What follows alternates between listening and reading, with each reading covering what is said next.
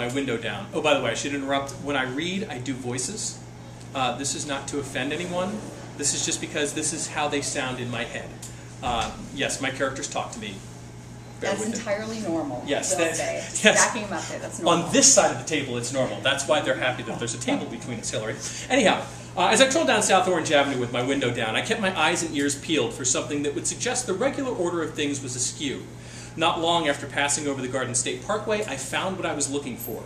A teenage kid who appeared to be a member of the Junior Gangbangers League had shimmied up a light stanchion and was clinging to it like he planned to still be there the next time the census came around. I hand-signaled to Lunky to pull over, and soon we were on foot, approaching the kid. He was whipped thin with a big head of braids, and his clothing choices suggested he frequently consulted the League's fashion manual, 31 Ways to Dress Like a Blood. "Excuse me," I said. "You haven't seen a bear by any chance, have you?" He looked at me like he couldn't understand how white people managed to do so well on the SAT. "You think I'm up here because I like the view? Which way did it go?" He pointed down a narrow side street with a shaky finger. "The one day I come down here without my piece, and look what happens," he said, shaking his head. I looked in the direction he pointed. "I don't see anything. I'm guessing it's safe to come down now." "Hell no," he said. I grinned. Here was a kid who probably stood out on this busy street corner all day long and half the night, in a state where there are roughly 150 pedestrian fatalities a year, and exactly 0 people killed by bears. A fast-moving Chevy was, statistically speaking, a far greater threat to life and limb. But this youngster didn't look like he wanted to engage in a breakdown of the mortality and morbidity tables with me. "Aw, come on, it's just a little bear," I teased. "Yeah, but what if he likes dark meat? You'd be all right, but I'd be lunch. Skinny little guy like you wouldn't be much more than an appetizer. Laugh it up, white boy. I ain't going nowhere." I listened for sirens, but didn't hear any, so I turned to Lunky and said, "This young man has seen the bear. Interview him. I'm going to go find the little critter." I bid them goodbye and started jogging down the middle of the side street. A few houses in, I saw an old woman on her porch looking wary, clutching a broom, as if that would give her all the defense she needed when the bear decided to climb her front steps. She was craning her head to the left. "That way?" I said. "I think so. You with animal control?" "No, ma'am. I'm with the newspaper." "And you chasing that thing? You some kind of crazy?" I kept jogging, which I suppose answered her question. About midway down the next block, I found the source of everyone's excitement on the left side, a mass of black fur roughly the height of a Great Dane, with tulip-shaped ears and dirt-covered hindquarters. In my entirely inexpert opinion, I judged this to be a young adult male Ursus americanus, maybe 150 or 200 pounds and well-fed. He had knocked over a garbage can and was having a fine time pawing through its contents, his nose eagerly exploring the various odors. Banana peels, potato chip bags, chicken bones. It was bear manner. Every once in a while he'd take a nibble at something and I'd get a glimpse of his rather well-developed incisors, so I kept a safe distance, probably 100 feet or so, though I wasn't particularly worried. This fellow was so happily engaged in yesterday's dinner, he was oblivious to my presence. Bears have good hearing and an excellent sense of smell, but notoriously bad eyesight. As long as I kept quiet and stayed downwind, he'd never know I was there. Then, to my horror, I felt a sneeze coming. It started as a mere suggestion, a small tickle somewhere in my sinuses. I thought I could keep it at bay until the feeling passed, only it kept getting more insistent, like it wouldn't be denied. I held a finger under my nose to try and stop it, because isn't that what they always do in cartoons? But that only made it worse. So did a variety of other efforts. Lamaze-style breathing, biting my lower lip, making funny faces, none of it worked. The more I fought it, the greater the urge to sneeze became. Plus, I could tell my resistance was only going to make the inevitable explosion that much more percussive. When I finally succumbed to the sneeze and let it loose, it sounded roughly like a shotgun. The bear immediately looked up. I froze. He regarded me with interest, no longer engrossed by the balled-up diaper he had been sniffing. He held his nose in the air, and then, in an ominous development, reared up on his hind legs with his front paws dangling, like he was some kind of circus bear, except I don't think he was planning to dance around a giant beach ball for my amusement. I'm no park ranger, so I didn't know what this signified. Mere curiosity, a display of aggression, a challenge to his hegemony over the Jones family garbage can.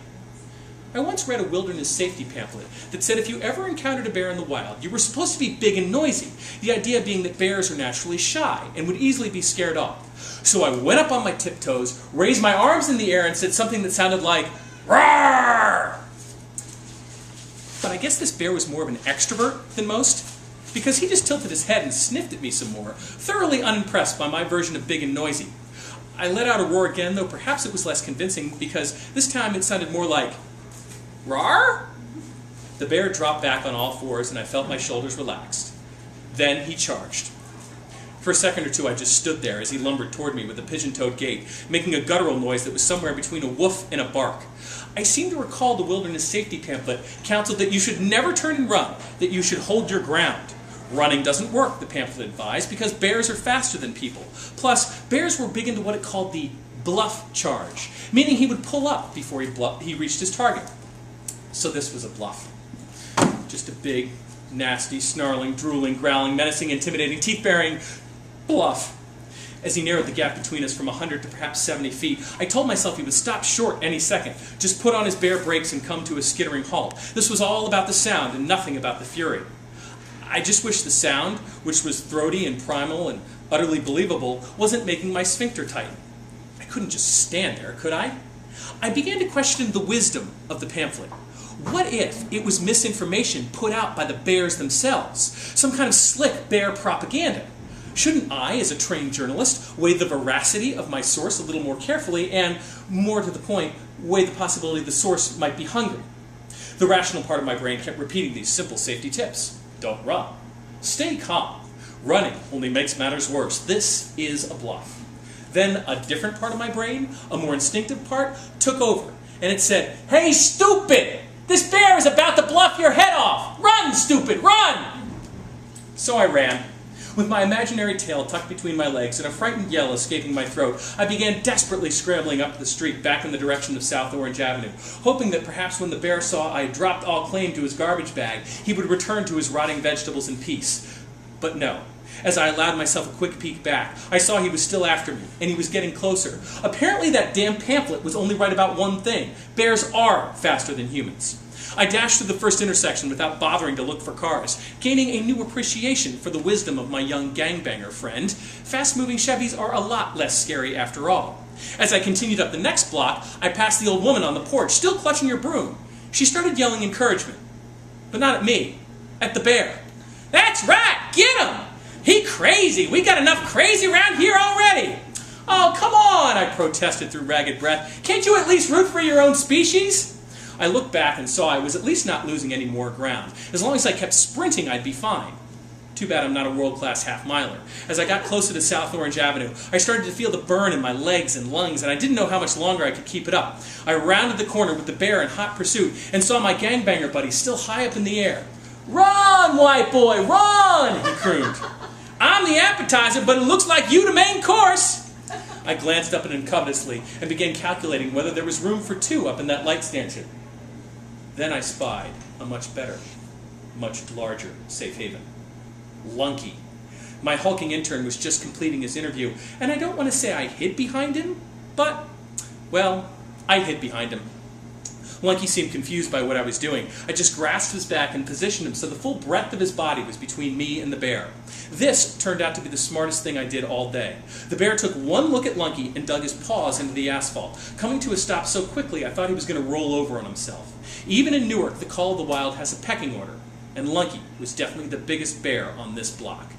"Mr. Ross, are you okay?" I was, but only because the bear was now dashing toward the nearest tree, a stout-looking sycamore. He climbed to a branch about 15 feet in the air. Then he turned and warily eyed Lunky. "I'm fine," I said. "Well, that was a nice jog. I'm going to take my leave of you now. You've got this situation under control." Lunky cocked his head to the side and considered me with the same kind of empty-headed curiosity as the bear. I filled in the blanks for him. "You talk to some of the people who have seen the bear and get their reactions. Get some old people, some young people, some people in the middle. Then come back later this afternoon with a nice full notebook and we'll make a story out of it." "But what about the bear?" he pleaded. I glanced up at the tree and said, "Put him down as a no comment."